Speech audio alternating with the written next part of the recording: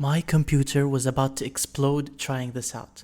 So if you've ever tried generating AI videos locally, you'll know that you'll just get errors everywhere, and it's quite rare when it actually works. So I've spent weeks trying to figure out how to make it work on my AMD GPU, and I actually got it working, but not quite to the resolution and settings that I wanted. What I found was this one little setting that no one was talking about, and I'll show you guys what it's all about. And with that, I was able to generate a 720p 5-second long video without my PC crashing. So first of all, you need to have reached this stage. If you don't know what this stage is, you need to watch my previous video. In my previous video, I showed you guys how to get ComfyUI running on any AMD GPU, even from RDNA 1 till 4. So once you've gotten past that stage, now I'll show you guys how to get some workflows that allow you to run LTX 2.3, the most capable, I'd say, local video generation model. I say most capable because it can generate audio and video all together all at once. If you have an NVIDIA GPU, you can run this with a less of a headache on the older GPUs, and even no headache at all on the newer GPUs. Unfortunately, with AMD GPUs, it's a bit of a headache. What you can start off with is heading to this link over here, this one actually. This is a workflow page by RuneXX. There are many different workflows. So this guy made a lot of workflows for LTX 2.3, shout out to him. But the one that I'm going to be working with is this one, the LTX 2.3 image to video, text to video, basic GGUF version. The GGUF means it is a quantized version of the actual model. So what quantization is, I've spoken about it in the past. It's very important in this case when your GPU is VRAM limited. So it has limited amount of video memory. The quantized models lets you run, let's say 12 billion or 22 billion parameter models in less amount of VRAM. The usual scenario is that per billion parameter, it's around 1 gigabyte of VRAM. It's not accurate, but it's an average. So using a Q4, which means a half of FP8, that is around 11 gigabytes instead of 22 gigabytes for 22 billion model. Anyways, we're gonna be grabbing this workflow. Now, when you click on it, you'll see all of this. You can download the link to download the file, or you can go on raw and just Control A, Control C to copy paste. So we copied, and over here we're gonna paste it. This is in a blank and new workflow. Now the issue I had in this workflow is some settings because I didn't really understand it. So I took time to go over each node over here to really understand, at least in general, what it's doing. And after running it many times, I kind of found out what was the issue that was making it just crash once we increase the resolution. So in low resolutions on a 9070 XT with 16 GB of VRAM, it actually runs fine, no problem. But it does actually take a while to run. So let's not get ahead of ourselves. First of all, we're gonna have to install the models, and where do you even do that? Here, the guy just guides you on where to put all the models and all the folders and all of those. Let's go back. We're seeing that we have the UNET loader GGUF. That means we want to load a quantized diffusion model. Those are some fancy words, but I'll leave a link below, all of these links as well, where you can download the quantized model for LTX 2.3. You can search this one or this one. QuantStack and Unsloth, these are organizations that create the quantized versions of these models. In QuantStack, we have LTX 2.3 distilled 1.1. So these are the different models that you can try out. So you can actually pick any quantized model, and there's a trade-off. So the higher the number is, or the higher the quant level, F16 or BF16, these are the full weights. And let's say Q8, this is like half the weights. And then Q4 is a quarter of the weights. So there's a trade-off. The higher the weights you go, the better the performance, ideally. So that's why we can get away with having lower quants and similar performance. So the model that I actually was using is this one, Q40. What you want to do is just download it, and over here, it will tell you where to put it. So in your ComfyUI models folder, you will see this folder called UNET, And this is where you place the diffusion model. Now, generating a video locally or in a local pipeline or a local workflow, it's not just one model, it's many models working together. So the next model that you want is the text encoder. Now you can also use the FP8, which is the non-quantized model, but I use the quantized Q4. I got it from Unsloth, this repo over here, the Gemma 312B IT, and I got the Q4. And there are many different versions. So you can experiment with the text encoder to have the full version or the quantized version, but once you get it, you need to put it into the text encoders. And it doesn't matter for the text encoders, the quantized and unquantized versions go to the same place. Next up, you have the LTX 2.3 text projection, which is another text encoder. It kind of maps what the Gemma outputs into the LTX input. So where to get it? You would go over here where the author of this workflow links to.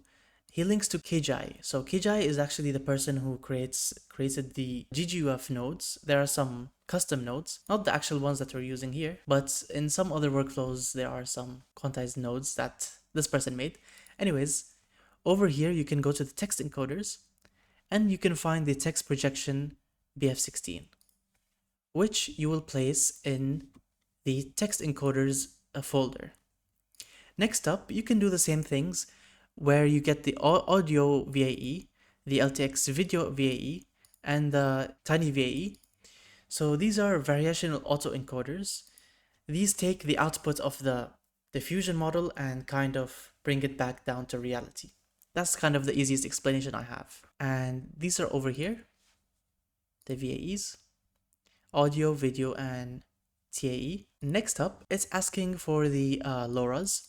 You don't technically need the LoRa, and it says here only if you use the dev model, so I'm not sure how those work. Anyways, once you've had these models, you need to get the latent upscale model. This model is another addition to the main model, which upscales your video, which is in the name. But this is because this workflow is a two-step workflow. The first stage generates a small version of the video, and the next stage is what upscales it. And this is where the memory problems come in, because once you're upscaling, you need more data to have a larger resolution of a video. We'll go over that as soon as we set up this workflow. Once you get this model, you put it into latent upscale models. Once you've had everything installed, you can just press refresh, and this will make sure that these show up in your selectors. I'll select this one, the distilled 1.1. So now we have selected the correct model. Now we need to select the correct latent upscale model. We can select this one. If you don't have any other models, it will be the first one that you have if you've installed it correctly. And then for the text encoders, there you go. You can select the Q4 that you got, or if you got the FP8, you can select that too. But I believe you need the clip loader, not the clip GGUF node. If you're going for the FP8 version, you can switch these out. So it's easy. You can just press Shift and drag this here, and then select the model that you want. And if you don't want it, you can just press Shift and put it back here. Let's continue. Now you can select the text projections because it will be in the same folder as the text encoders. And now you need to select the video VAE and the audio VAE. So just make sure that they are all non-errored out and you select them the right way around. So video for video and audio for audio. Next up, just select the tiny VAE. All right, this is for the sampler previews. You'd see when we're generating some previews over here. Now let me walk you through the workflow a bit. In the bottom, you have the video settings, which we'll be manually tweaking. Over here, there's a button where you can select. You can switch between text to video or just image to video. It's a bit backwards. If you click it, it will mean that it's text to video. And if you don't, that means it's image to video. The annoying part is that you still need to input an image for it to work, even if it's text. So you can just put any image. To test out this workflow, by the default settings, so I did not do any other changes, all right? I'm just going to reduce the resolution so that it runs at a decent time, so just we can see that it works without failing. A width of 832 and a height of 480. So this is a 480p video around, and I'm going to make it 5 seconds. Let me just edit the prompt and just make it 0 to 1 second and for 1 to 5 seconds. So the prompt doesn't really matter right now because we're just testing out the workflow and we have it at 24 FPS. All right, so let's press run. Once you've pressed run, you will see that the logs, if you press on the console over here, the logs are doing things. It might be a bit slow at the beginning, but if you want to really know what's happening, you would see you go on Task Manager, you'll see that your GPU memory is being used up. The first stage of this workflow is doing the conditioning. In this workflow, a conditioning means taking the text input and conditioning it for the video model. This is basically what's happening when you write to an LLM. You're asking it, hello. It kind of takes in the input and understands it. There is a technical explanation with the vectors and vector embeddings and all of that. But what it does differently, it doesn't return text back. It returns a data type which the video model understands. So now it can understand that, oh, she has a hat. She talks with a British accent and Wes Anderson style. So all of these are being translated to the video model. Now it takes quite a bit of time on my AMD GPU, the 9070 XT. I've tried to optimize this step, but I still haven't found a way to do it. You can run it on a CPU, but it's just slower. So if you have a stronger GPU and enough VRAM and enough memory where it's cushioned up, let's say 64 GB of VRAM, or 32 GB of VRAM, then it would run way smoother and way faster. Okay, so now it's passed. It went through the next stage. We are now in the Sampler Custom Advanced. This is the actual step that is actually generating the video. And we'll have a preview over here once it starts a couple of steps. There we go. At the beginning, it's very scary. But as you can see, we're generating it at 7 seconds per iteration. This is because it's smaller dimensions. Okay, now we've reached the second step, and this step takes 3 total steps, but these steps take longer because this is the spatial upscaling model. It's trying to upscale the video into the desired resolution that we wanted. As you can see, it's much more detailed, but it's still in this hazy looking preview. This is due to the tiny VAE, which is just showing us this preview. But as you can see, it's taking 17 seconds per iteration. This is not bad because of the low resolution that we set. And once it continues and finishes this, we'll reach this step, the VAE decode tiled. First of all, it's going to do the audio. So this is how we get our audio in our video. But this is the step that has caused many issues because as you can see, look at my memory usage. You can see exactly when we started this step because our memory is just shooting up. It's not much right now because we haven't told it to use the 720p or the higher resolution. So we don't need that much. But once you go to that resolution, on these settings, you will get crashes. I got many and countless crashes and I did not know why. I knew it had to do something with this step, but what do I do to change it? That's what I figured out and that's what I'll show you guys. As you can see, my PC almost died. It peaked to 31 gigabytes and I felt it a bit. So this workflow has taken 7 minutes, almost 8 minutes so far. I'll come back once it's done. Okay, so right as I paused the recording, my PC just actually froze. I could not move a thing. You might be able to see the effects of this node. Due to recent changes, here is a workflow with new model loaded. So it did actually generate the video, but it took 17 minutes and 10 minutes of those were just me crashing. Alright, so using the same workflow, same settings, all you gotta do is change these parameters. I changed the overlap to 192, the temporal size down from 4096 to 32, and I increased this to 16. So the issue was, as you can see the description of this, it says, only used for video VAEs, amount of frames to decode at a time. So we were decoding 4096 frames at the same time, and that was just exploding our memory. So by reducing that and increasing the overlap, we can kind of spread out the memory usage so it doesn't do it all at once. This is kind of the explanation that I understood, but now let's try generating the same video and same settings using these different parameters. and hopefully we don't get 17 minutes and no crashing. I'll start it and I'll come back once we reach the VAE decode tile step. Okay, so we reached the second sampling stage, and we're on step 1 out of 3, almost to step 2 out of 3, and it's been only 3 minutes. So can you believe it took 3 minutes to go from the start till the second last step? And now what ballooned up our time and speed was this step. Now with the reduced parameters and the reduced temporal size, let's see how fast it generates. And this is where our memory is being eaten up. And one thing to note as well, that we have this much committed memory, and I believe this is using the paged memory. So as you can see, our disk space is being just used up as well.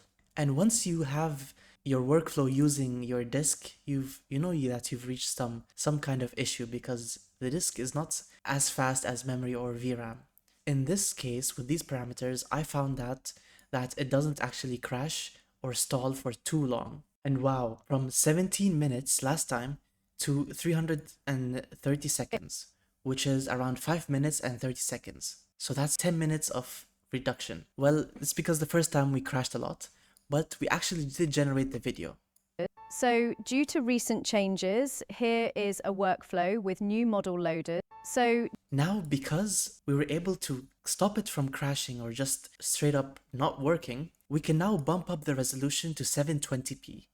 And that's what I tried. I tried 720p over here in this same workflow, same settings, but I tried the image model. So I tried inputting an image and I told it to say something like, the trick is changing the VAE tile decode settings. And I set the parameter to 720p, 1280, and a length of 5 seconds and 24 FPS with the image to video setting. And when I ran that the first time, it ran in 11 minutes for a 5 second 720p video. I think that it's quite amazing, to be honest, because without changing this tiny parameter, it wouldn't even work at 720p. So this is the video it generated. I'm gonna generate it once more to show you guys that it actually worked. The trick is changing the VAE tile decode settings. Yes, the trick is that. So let's generate the same thing, and this time I'm gonna make it say something else. Alright, let's generate. There you have it. Just as predicted, 11 minutes and 33 seconds for a 720p video. Now let's watch what it says. I hope you learned something. Subscribe! And there you go, guys. So it's been a challenge getting it to run. You really need to understand what's happening to kind of be able to edit these workflows and get the best out of them. And keep in mind that this is still very slow compared to NVIDIA GPUs, but at least it works and it doesn't crash out for you. So if you enjoyed this video, please like, comment, and subscribe, and let me know down in the description what else you'd like to see about local AI and AMD GPUs and anything related to computer science. Thank you for watching, and see you next time.